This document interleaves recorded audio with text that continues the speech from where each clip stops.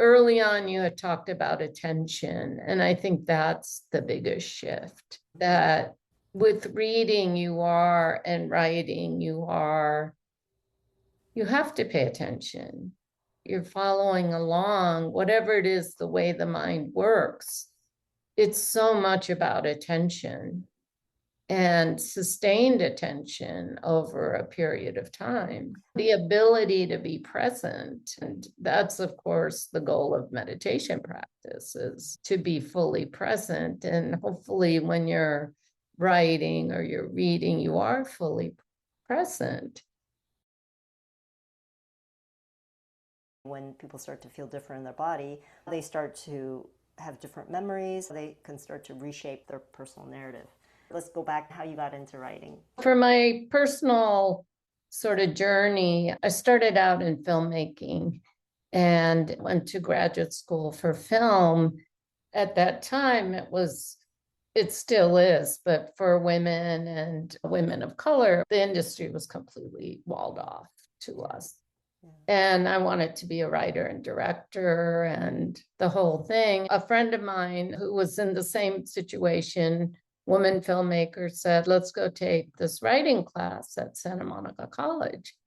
We went, it was taught by a man named Jim Crusoe, who was himself a poet and a writer. It kind of changed my life. I fell in love with fiction writing, and the beautiful thing about it is I didn't have to wait till someone gave me money to do it. It's just so much autonomy. I was learning a whole new craft, and that was very exciting and inspiring. And being in a community with other writers was just really wonderful. I continued making documentaries and other projects, but when I had my first child, it just made sense to switch to fiction writing because I wanted to be home with the baby and be a hands-on mother. And it was just a good fit, and it just stuck for me. I love it. I love it to this day. Mm-hmm. What drew you to filmmaking to begin with? I grew up during the 60s and during a time of a lot of social change. And I'm an immigrant. I came as a 4-year-old to this country. And my parents were they really believed in the American ideal of freedom and social justice and equality, education. They instilled all these values into me and my sisters.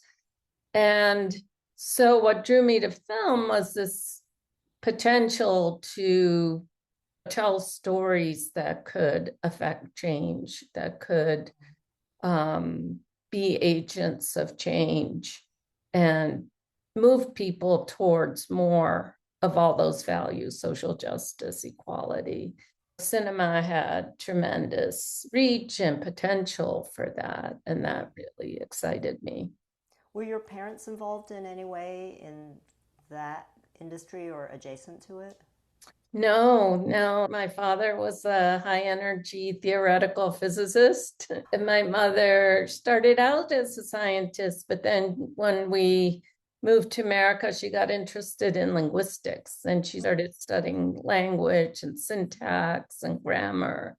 They were both very scholarly, but my father in particular, well, both of them, they always were interested in literature and the humanities and arts. And so we grew up in a household surrounded by books and, going to see art, listening to music, and just talking about big ideas. That's It was cool. a big deal in my family. That's great. So they were supportive of your studies. Yeah, they were very, very supportive. Mm-hmm.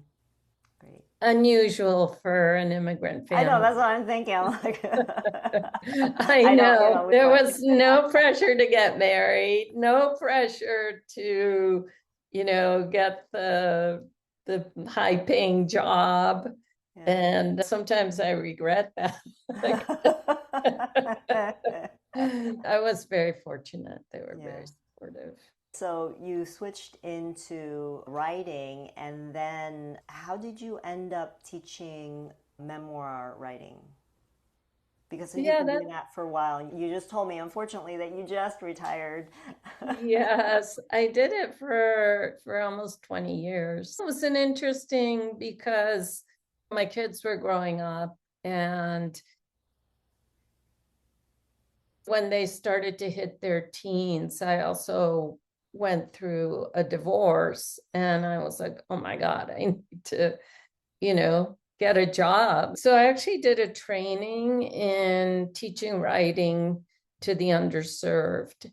And that was it was really an incredible experience to get that training. And then it really excited me to think that I could take writing to people who weren't, pursuing it, were really just wanting to tell their stories. Yeah. I was living on the East Coast. I moved back to LA, and someone suggested me for this job, the Emeritus College at Santa Monica College, which is a program Fantastic for older program. adults. Yeah. Fantastic program. Fantastic program. Yeah. And I had started teaching some memoir writing and creative writing classes at the continuing ed program, but it was really that starting to teach the older adults. I actually also taught for 7 years. I volunteer taught with this program called Inside Out Writers that sends writers into juvenile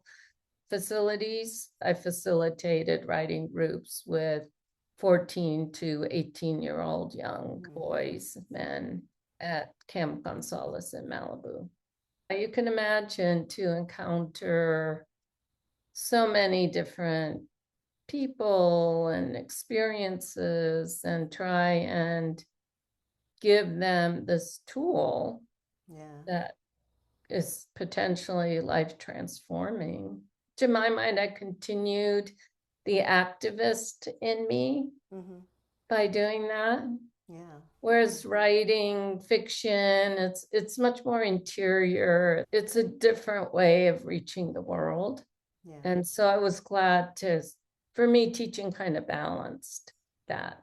Yeah. Can you speak a little bit about what it takes for someone to tell their story, what you're teaching them, and then really what surprised you about that? Memoir sort of falls under this umbrella called creative nonfiction.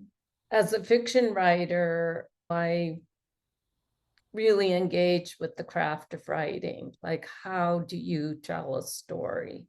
What are the elements of the craft that help you tell the story? And so I took that craft knowledge and really brought it to my memoir teaching classes. So we would often start with just details. What happens is most students come to class and they have this really big story they want to tell, whatever it might be. And sometimes it's stories of trauma or stories of dysfunctional families or happy childhoods or the big stories. So my first thing is to break it down into small pieces. How do you access those memories so they come alive on the page for the reader? And for that to happen, they have to engage in details of what they remember and sensory details. What were the smells, the sounds, the touch, not just the visual details. So often our first prompts would be around that. Just write a small memory using as many details as you can.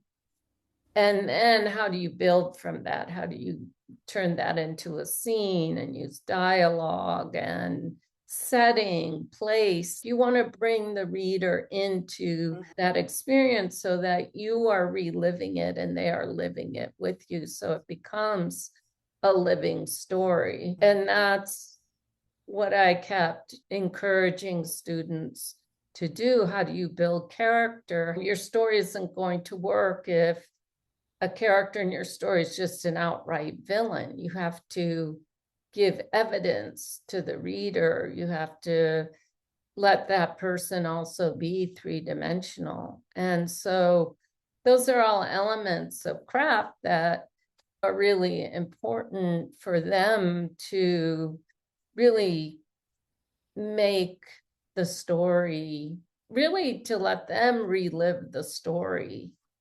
And that was a lot of the focus of the teaching. Did you find that there were people who were processing while they were doing that? Was that a problem at all? Actually, that's what I hoped they would do, Hmm. is process while they were writing. Mm-hmm. Like if you come and you already know the story, and some of my students had been through years of therapy, Mm-hmm. but when you're writing on the page, it's a different process. And hopefully you're writing to discover something that you didn't know before. And that's what makes it dynamic. And most of us do have unresolved relationships in our lives, unresolved questions, or, and those are, I think, what makes writing exciting. It's Mm. not, I figured this out, here you go, here's how to cure your addiction, just do Mm. these 10 steps. Mm. I mean, there's plenty of those kind of books, right? Yeah, yeah. But for a memoir to be really engaging, I think a writer has to be discovering something as they're going That is along. super interesting. The word engaging, because when you think here's 10 steps to get it, that's how they teach you how to sell a thing, a product. Yeah. And, if you're trying to write something that, like you say, is engaging, there is this element of discovery that's built in, and it's not necessarily predestined by the writer. That process brings it out of them. Yeah. One of the stories that I tell a lot is I had a student who came to class who had been a Holocaust survivor. And she had been in the camps in Bergen-Belsen from like age 4 to 11 or 7 to 11. And she was already well into her 70s, maybe early 80s when she came to class.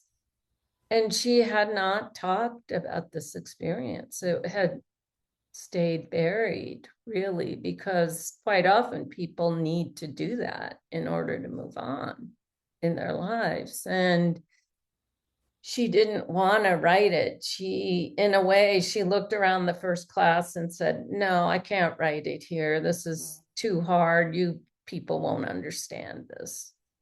And, just gently encouraged her. And bit by bit, she wrote the whole story. And it transformed her.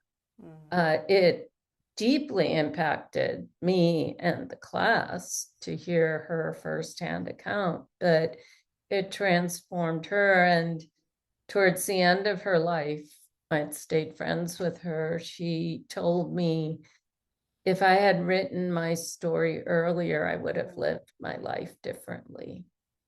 And that just had such an impact on me, you know. Here's the thing, I have a writing process. It's not really writing a biography, but they're going through their life so they could see the headlines and look for patterns.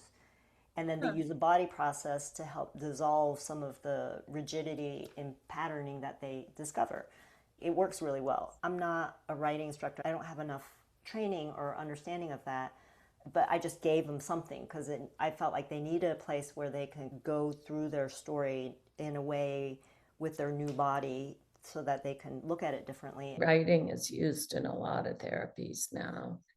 It does have a very therapeutic effect. Yeah, Although but I make it very clear that I am not doing therapy. I just think like when you come at it from the lens of we do the art first, the therapy works its way through in a way that's richer and not as like, let's look at this, let's heal this, let's fix it. It's not, it's just life. And you can Yeah. approach the richness of that creative and healing process without it being front and center. What's front and center is the art and the creation. Yeah, that's really an important piece of it, I think, is why I feel the class was so successful and felt safe for the students. It's when you focus on the art, there's a certain discipline around that. That's really, yeah. Exactly what I'm teaching people just in their bodies, but without the the form. I'm just kind of, take it into whatever form you are working with, but a lot of people don't have a form that they work with. It's fun for them to take these new skills, do something that they would just be too stymied to do before, basically.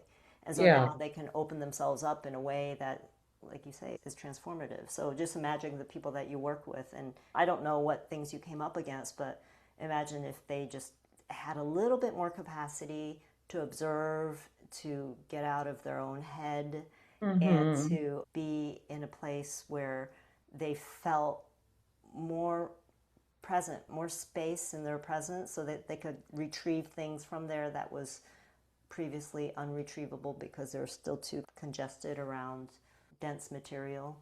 Your own work, you have a new book coming out, so I'm excited Yeah. to read it. What's your story about? It's a story about a family, an Indian immigrant family who come to America in the early 60s. And the father and the mother come before the three daughters 2 years before, and then they're reunited. And it's really the story of their coming to learn to be American in a sense, but also, so the whole story of assimilation and identity and who are we, but then there's an additional layer of who they are with each other. And so the marriage of Sushila and Sharma, those are the character names, is a very interesting marriage. And the husband comes to America and he really embraces the freedom and the energy of America. And the wife is much more resistant to change. And as part of the freedom that the husband embraces, he's very charming and he's attracted to women, and women are attracted to him. It creates complications in their marriage. And the daughters start to see this and witness this as they're trying to figure out their own lives and how they are going to make lives in this country. So it's really this intergenerational saga. It spans 50 years. Yeah, I really wanted to explore this theme of, can we choose love over the messiness and the flaws of each other? And what does that act of choosing love do? And I feel like that's very empowering. Hmm. And that's what I wanted to show in this family, that this the way they navigate each other's complications and messiness and then have to figure that out in their own lives and yet stay bonded and stay together as a family. That was really interesting to me, to as I was writing these characters, to just keep asking why, how do they go forward, why do they keep choosing each other, what is the nature of this bond that they have together. And I felt like I had to keep writing to find out. How much did you frame out when you had this idea, and how much surprised you? You're talking about the discovery process. What started it, and what did it look like before, and then how did things change as you wrote it? This book had a really interesting evolution. I started way early when I first started writing short stories. I was writing stories about these characters in a family, and they were different characters, and I had written 3 or 4, and a friend of mine suggested to me, why don't you make them linked stories all about one family? So then I started to do that. And I made a collection of what they call linked stories. But then there were kind of big gaps, and then you couldn't figure out, well, how did they get from this to this in their evolution? And then I had an agent who said, this should be a novel. And I had another friend who read it and said, this should be a novel. And so then I had to really conceive of it as a novel. So it was not at all planned out. Character driven. It's very much character driven. And each story has a conflict and an arc, and the characters going through something. In terms of making it into a novel is really making sure all the connective tissue is there between the characters and the time frames and the scenes. So yeah, it's not something I would recommend doing. Do you see it as a film? Ah, that's tough to answer. Actually, one of the chapters was adapted into a short film. A friend of mine who made this wonderful film called Girls Will Be Girls, he read the book as a PDF before I even had a publisher, and she immediately identified one of the chapters as potentially a short film.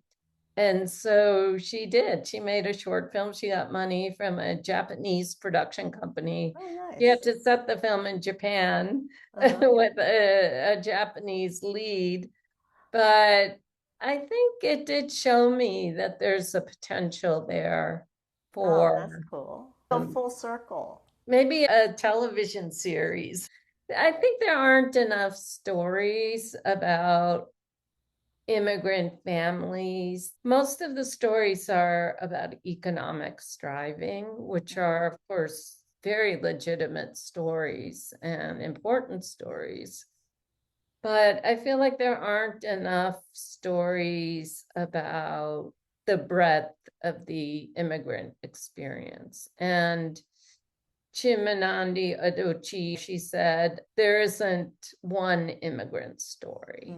And so that's why I feel like, yeah, I want people to see a family that's very educated, that's intellectual, that are political and engage with ideas and have deeply held beliefs like my family did. So I did want to bring that to the page. And it would be great to have that on screen. You reach so many more people Yeah. through film and Well, television. that's such another layer of creation too that you kind of have to let go a little bit because you don't know how it's going to turn out, right?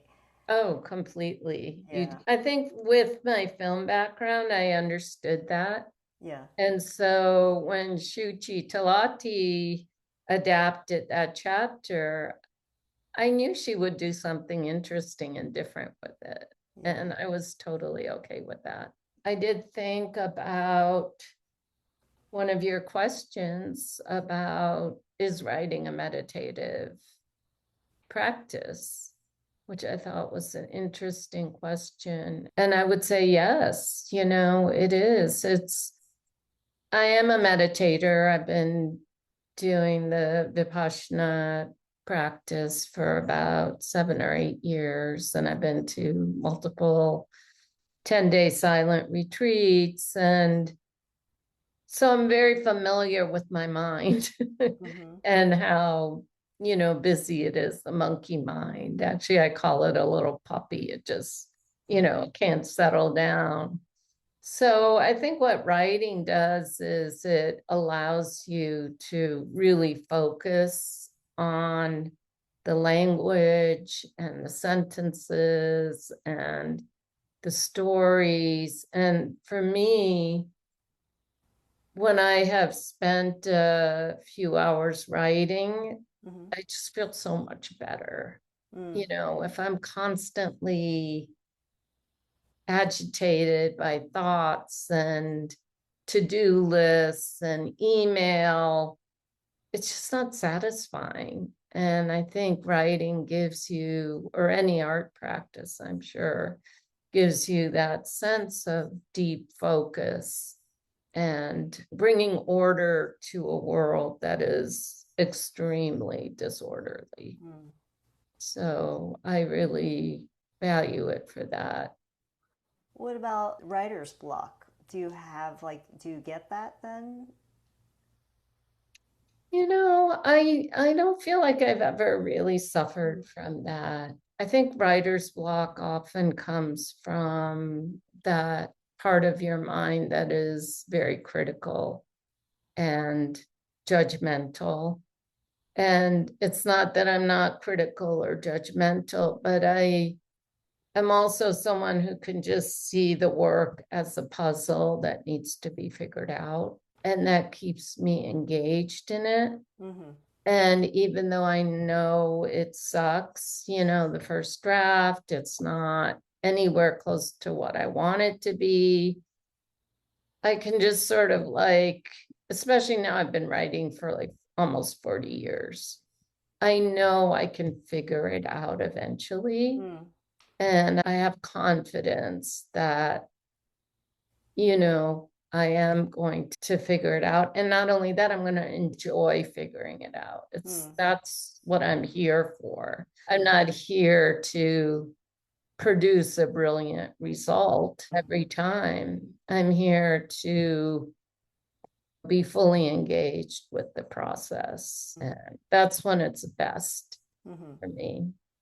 I know people who have writer's block and who have had it and struggled with it, but I do think it comes from that hard place in ourselves where we are very critical and very judgmental, and we don't have the confidence that we can move forward. So you talked about writing and using the sensory words and trying to bring the reader into the scene, basically. Can you speak more to how you help people find that language? I'll say for myself, I think my film background is actually very helpful because I'm visualizing a Mm. scene and I'm seeing it. And so I'm using what I'm seeing, I'm trying to bring that alive on the page.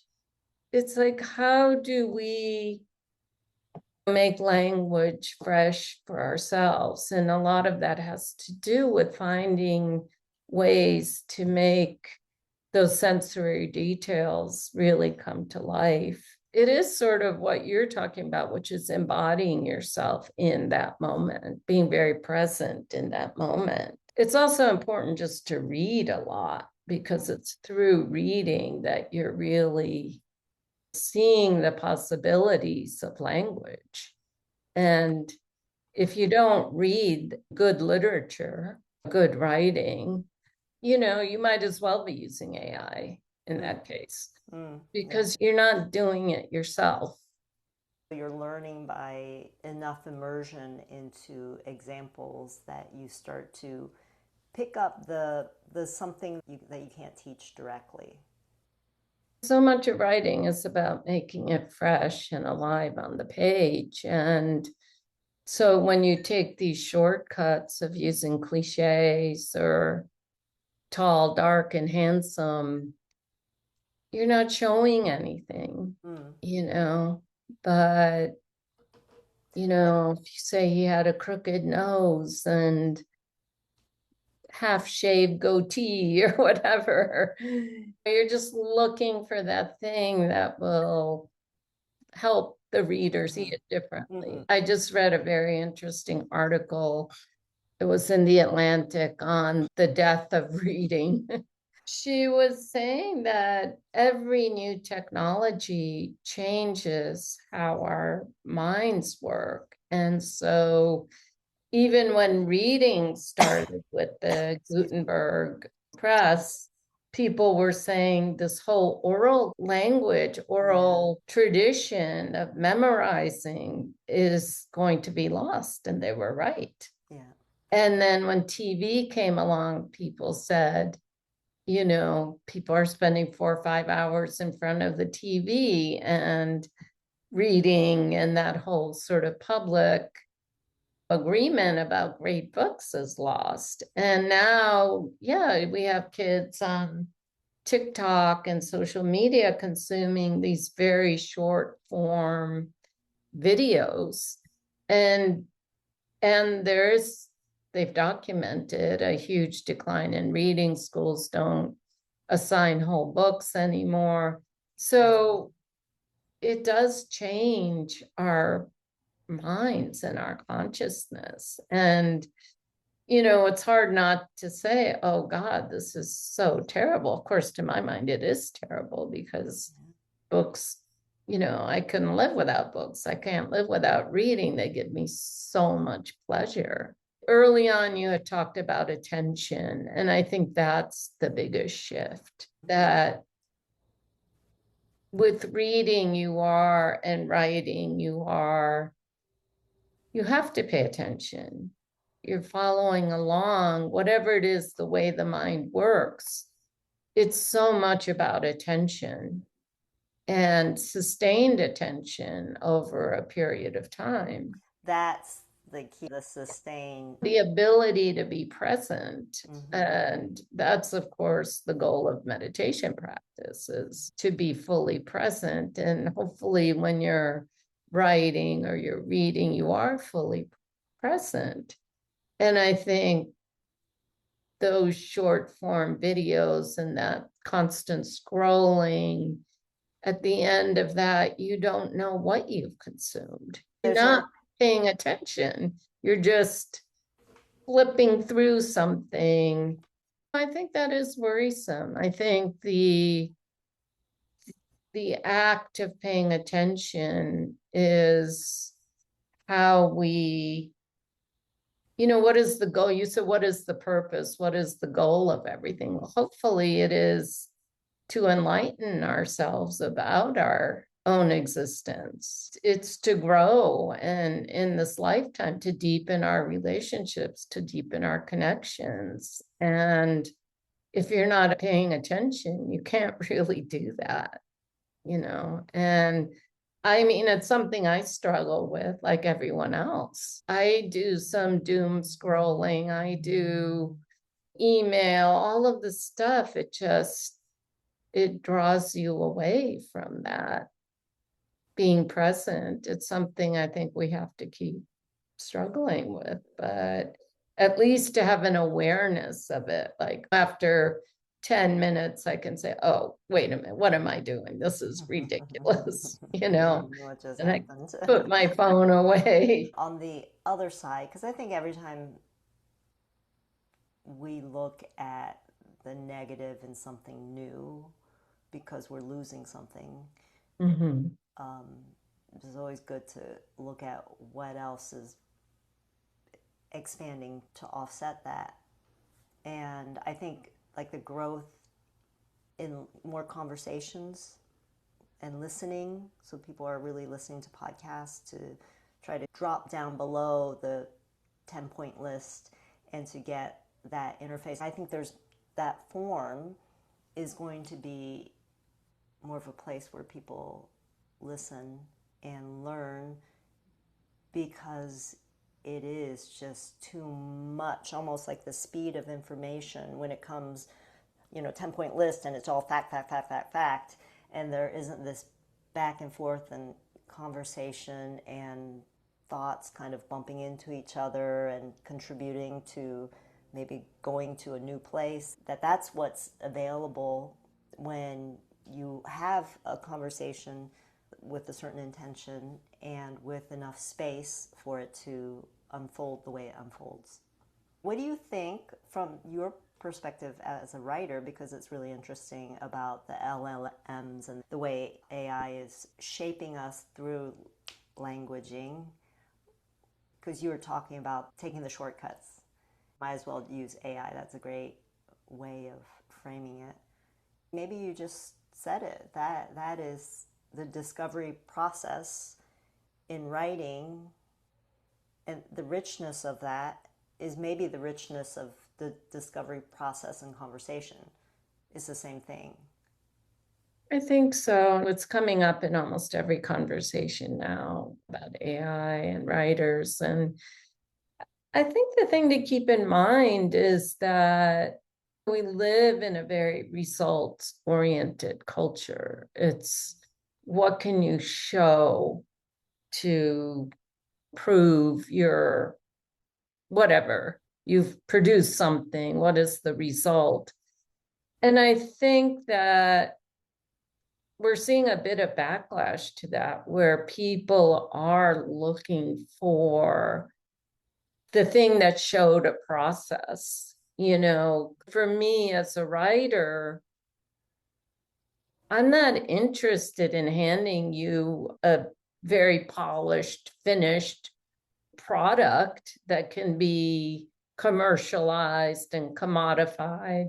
For me, it was all about how I came to make that, and it's that discovery, it's that engagement. And so if someone tells me, oh, they wrote a novel in 3 months, I'm like, great, good for you. But what the hell, what did you get out of it? I bet it's not all that interesting. I'm also a knitter and I make macrame, and these are ways that we slow down life and that we're actually engaged, embodied in life. And so for me, it's like, fine, if you want to use AI and never really think about, if you're given a college essay to write about Henry James or Toni Morrison and think about this incredible literature they've given us, you just want to get that grade, then you've missed out on something potentially so rich. Where are you going to get that spiritual foundation that's actually going to carry you into old age and help you raise children in this extremely challenging world? It's a tough time to be raising children, and we need a kind of a deep grounding in life in order to do that.